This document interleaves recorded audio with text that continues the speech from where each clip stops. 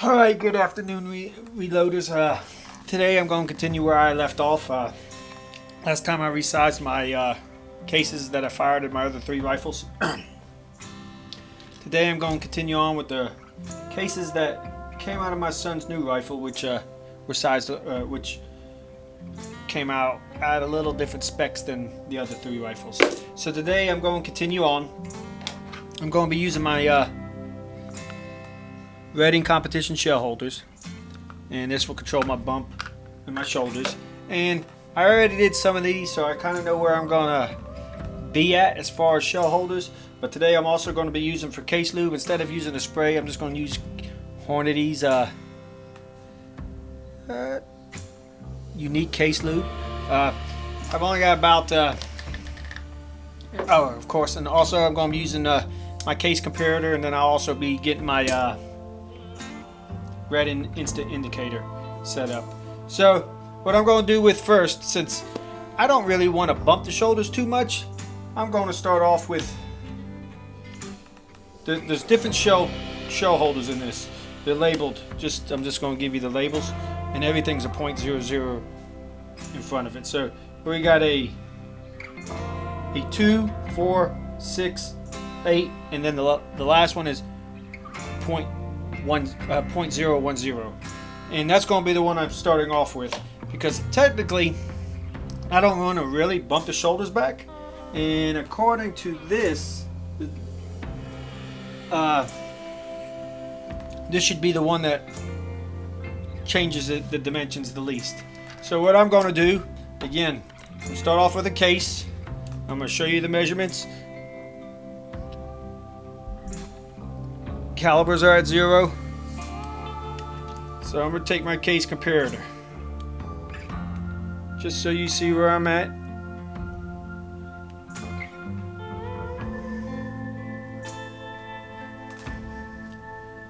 And let me get that focused. Come on.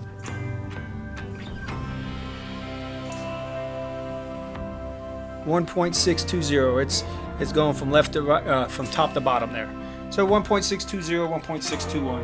So I'm just going to take some case lube, put a little bit on my fingers here, and I'm just going to put it around the case. Nothing, not going to put a tremendous lot, but just get it slick to the touch. So then what I'm going to do, I'm going to put it in my press, and again I'm using Lyman All American 8. Which I do love, my favorite press, and I'm using a Redding 308 Winchester 77155. I do have a small base. I use it sometimes, but I really haven't found no need to use it even in my ARs. So I just typically use that because I don't want to I don't want to crush everything back a lot. So I'm just trying to make a minimal changes to this. So I'm going to run it in my size and die, and then I'm just going to take a measurement. And as you see, that actually expanded it more, which you would think wouldn't, but it did. So I'm just going to keep running this, and I don't like doing this, but yes, I'm going to use one shell case. I'm going to use one case because I'd rather use one case than resize 3 different cases 4 times. I mean, a couple times each. So I'm just going to take this one, put this shell holder in it, and I'm not like doing a full size, so it's not like I'm just sticking the case in there and really working it. I'm only working in about 2,000 increments at a time. So I'm going to stick this one in there. And I went down to the .008 because that should change it to about, and again you see I'm at 0. That should change it about 2 thousandths. So I'm going to stick that in there and see where that's at. Well, you see that's 1.623. That took a little, about roughly, let me get it to 1.623, 1.6225. Still not quite to where I want to go. So I'm going to change from the .8, the .008 correction, and I'm going to go to my .006, and I don't know if you can see that. I'm not going to promise you you're going to be able to, because one, it's black, and let's see if I can get it. Yeah, it's not going to focus, but this one says .006. So I'm going to put this shell holder in there, and I'm going to resize this one again. And that, we're going to see her again. And again, calibers, calibrate it. Yep, let me get that. .000. So I'm going to check where this one's at. 1.621. Which actually I'm okay with that, but because his rifle is at 1.620, which he's already fired rounds in his rifle at that dimensions, and they didn't have no problems feeding or anything. So I'm gonna go down just one more, just for his. I'm gonna go down to the .004. Again, this is just bumping it ever so slightly. So I'm gonna just put a little bit more, just a little more lube. It's still got plenty on it. Oh, pick that up. I'm gonna put that back in there. Hold on, let me pick my lube. Pick my case lube up. And I'm gonna run this one more time. And let's see, because my preference is, and that's where I can handle that right there.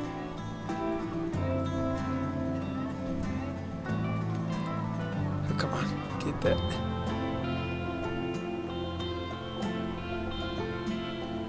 Come on.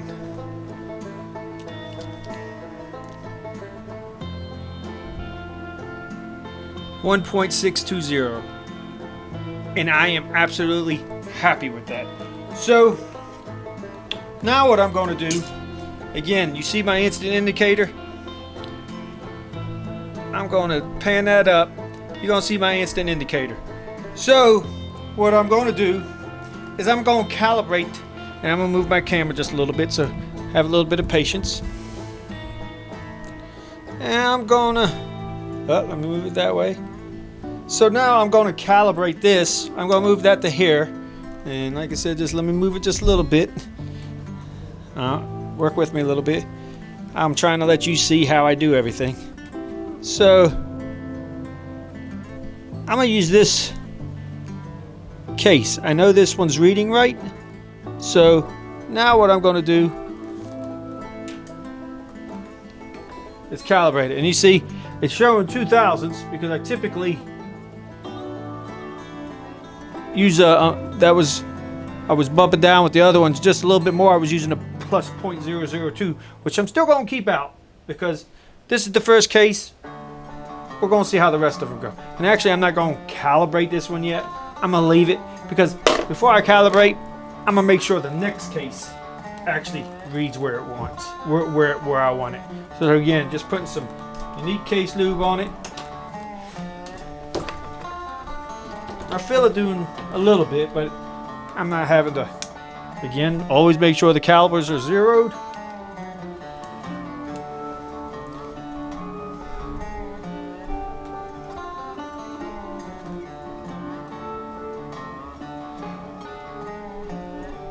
.619. So with that being said, that's 2 cases in a row I got perfectly right. So now what I'm going to do is I am going to slide to my instant indicator and get more right there.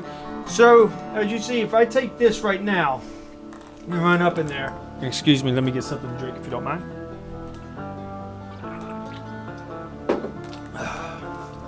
You're going to see I'm 2000s underneath, which is because usually when I was doing my other ones, I was running just a little different shell holder.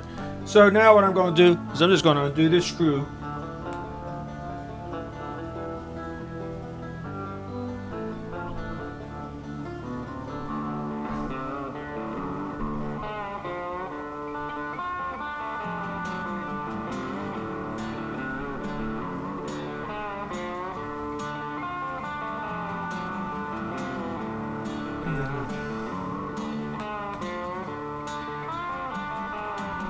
And now you see I am sitting on 0. So now, again, now that we got that zeroed, I'm going to stick this case in there, get some more case lube. Lube her on up, or lube the case on up, excuse me. Stick it on, and let's run it through the instant indicator. That's actually showing 2,000s bigger. So that's why I always keep my case compared. Because for me, this is what I will use as an absolute before that. And the reason I do that is because I've had this longer, so I started all my measurements with this. I got this as a second way back in my loading, way later. So I started with this, so this is my absolute. So this was my first tool I used to start really gauging my bump and everything like that. So since I've got all my measurements written down and I got them in my head, this is what I stick with. So yeah, as you see, that one's just 0.621. So that's okay. With this, that's the great thing about these shell holders. And you got to make no die adjustments. So that was a, what did I say that one was? That's a 0.004. So I'm just going to stick the 0.002 in there. And now what's going to happen is I can't, if I run this in there, it's going to show longer. So what I'm going to do is stick this one in there and size it.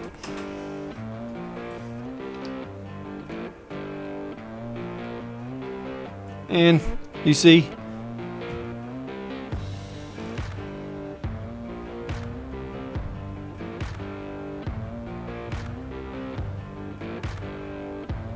.620, which is actually absolute perfect.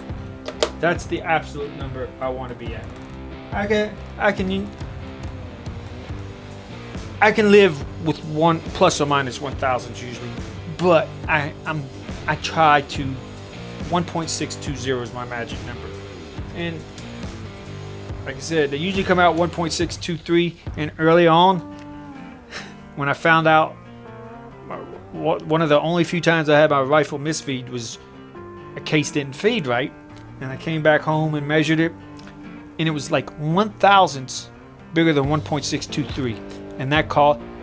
And this was in my AR, not my bolt. My bolt, I probably could have locked it and cammed it, but my AR wouldn't.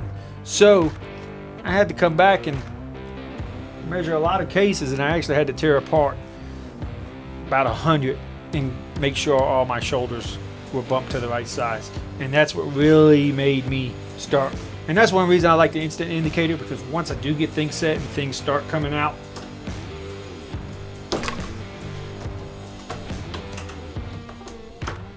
so you see, I'm not really, I did measure it, but that's not my absolute. And with these Hornady's, I'll always make sure they're zeroed.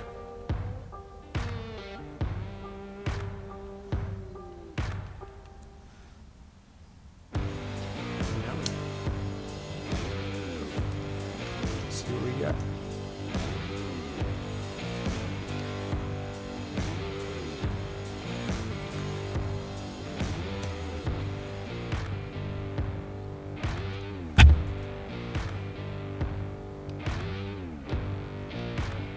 .621. I'm okay, and I'm gonna make sure.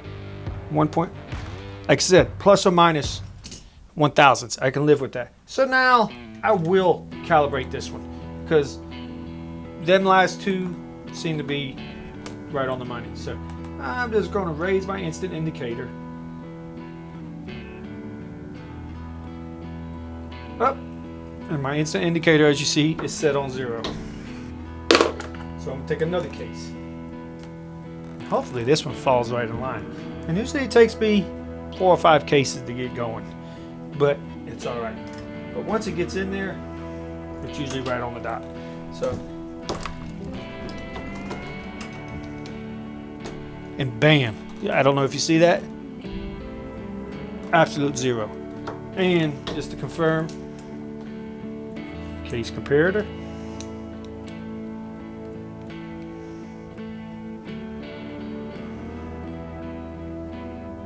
Right on the money too.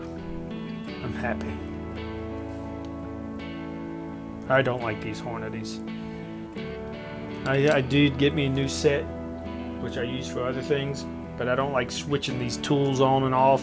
So I keep these on my Hornady. I have an analog one that I usually use just for measuring case lengths, and then I have a set of what are these? Origin cal, eye gauging Origin cal, which I like these a lot. These are actually, they're not the most expensive, but I will definitely take them. I will take them. Come on, track, you sucker. I will take them over my other ones. This one, these, I have never had these read off. And the great thing is, you just power them on, they always come back to zero. I could take it just like this, power it off, bring it back to zero, power it back on, and it's going to come back right on to zero. They are actually, I like them. I think they were like 30 bucks, 35 bucks, 40 bucks, somewhere around there. They weren't that expensive. So I got 3 more cases, so we're going to see where these fall. And hopefully they all do all right. So I'm going to stick them, run it through the size and die. And that one's just 1/1000th off, which I'm okay. I just don't want to be over that 1.620. I'd rather be right at 1.620, but I can live with this. And what I will do before I make these right here, I'll make a dummy round and test them in my son's AR. Make a magazine, make 10 dummy rounds, and make sure I can crank through them and they'll feed reliably.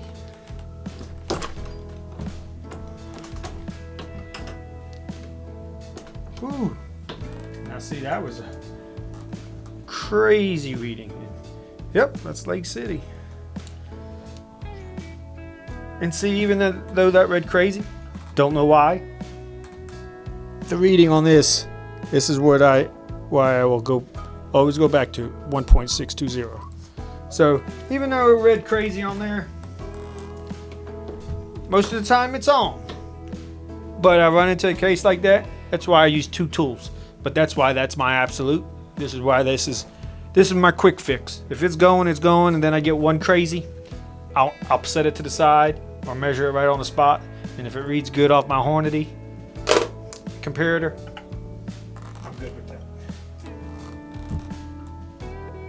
So this is going to be the last one. Let's see where we sit.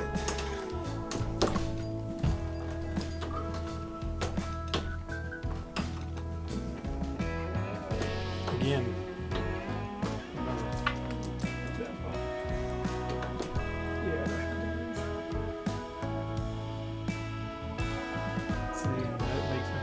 I just took my first case. Sometimes if you don't get this tight, it will fall.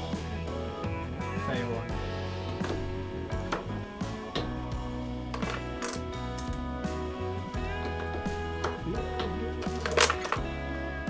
Is that usually?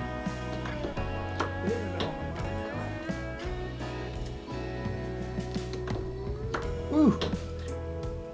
That one case just reads off, but actually that one is off a little bit, so let's just check. And this one, if it gives me problems, I'm not going to fight with it. I'm going to take it in and kneel it, because that's one thing that I have found with battling spring back is if I kneel them, yeah, that came right back. And watch, that's going to go. Yeah, that's on the money. So now that these all have been good, that these all have been sized, I will, before I clean, they're going to go over to the cleaner, but before I clean them, I'm going to stick a few bullets because that's all right. I'm okay with that because I don't crimp, so when I pull the bullets, it's going to be easier, and I'll use a collar bullet, but I'll put a magazine, make 10, and make sure they feed into my son's rifle.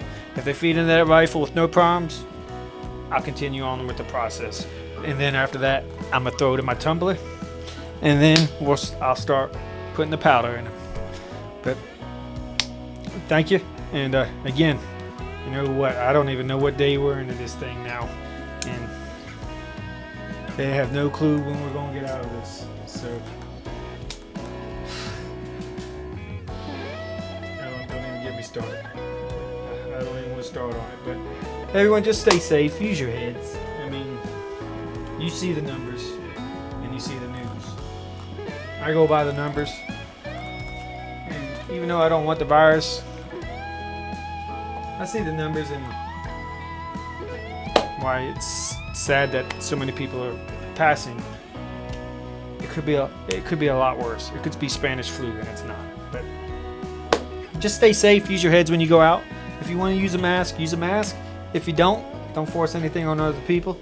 They'll either be all right or they suffer the consequences. Remember, we're a free state, a free country, and we have a lot of rights that a lot of other countries don't. So, everybody, have a good day and take it easy.